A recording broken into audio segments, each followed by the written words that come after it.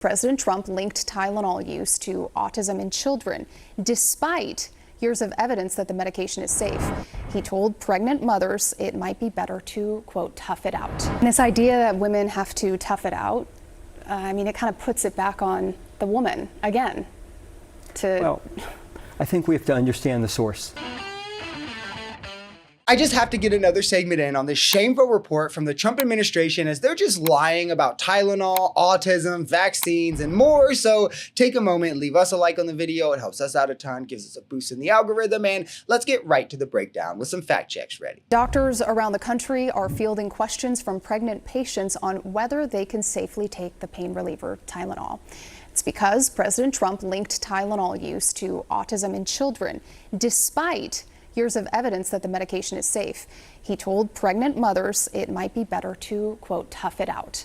The president reiterated his warning online yesterday, again, telling pregnant women to not take Tylenol unless absolutely necessary and urging parents to not give it to their children. And we've shown the studies on this time and time again. We know acetaminophen does not cause these type of disorders if taken during pregnancy, and we know that the fevers actually do have some neurological impacts if untreated during a pregnancy, leaving a rather simple equation for most people that leads to them taking the acetaminophen. This is no longer, as now people also have to warrant other sorts of fears and paranoias that aren't justified into this equation, thinking autism could be a risk when it's not. And then also thinking autism is something different entirely than it is, from how RFK Jr. and Trump speak on it, saying things like, these kids will never work. That's insane. Saying it needs cured. It's a disorder, not a disease. So that's just stupid. I mean, there's no low that these people won't stoop to. Clearly, there was a time where patients and consumers could rely on federal health agencies for information to help guide their decisions.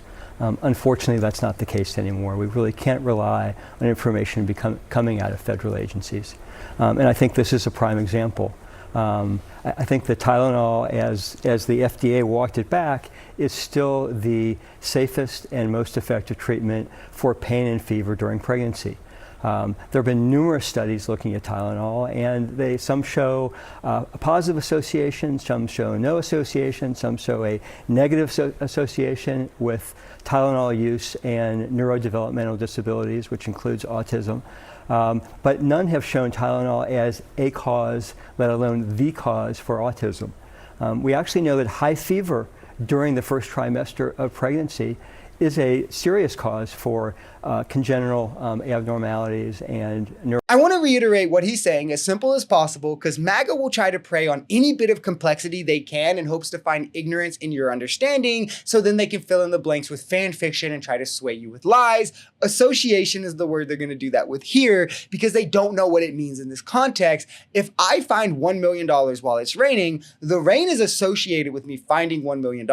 It still had nothing to do with it, or at least we don't know if it had anything to do with it at that point, right? But when you then break any causal link, there's no reason to follow an association. If we know every time it rains, it causes me to go outside, but I found the $1 million inside, we know the rain couldn't have caused that, because the rain causes me to go outside. I found the money inside. Thus, we now know we don't have to follow that association. We know acetaminophen doesn't cause autism. So this association means nothing, if anything. The thing to look into from here would be like fevers that women might take Tylenol for, that might be linked, etc. Which, of course, if it is, those fevers will only be more common now. So great job, MAGA. I imagine some people come into doctors' offices very scared.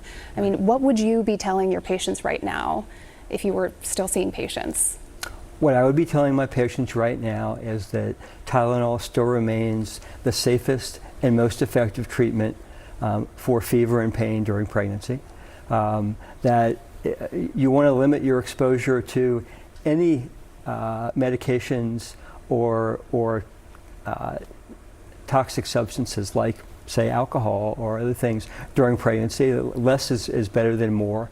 But Tylenol is still the most appropriate. And because we can't rely on federal agencies today, they should rely on their physicians and others that have the understanding and expertise to guide them. And this idea that women have to tough it out, it kind of puts it back on the woman again. Well, I think we have to understand the source. Love this man. Yeah, understand the source. Simple. It's a misogynistic asshole. What more do you expect for him than to blame women, tell them to do better, and then pretend he's saving them or something? It's scary when you actually can't trust the information coming out of our federal agencies.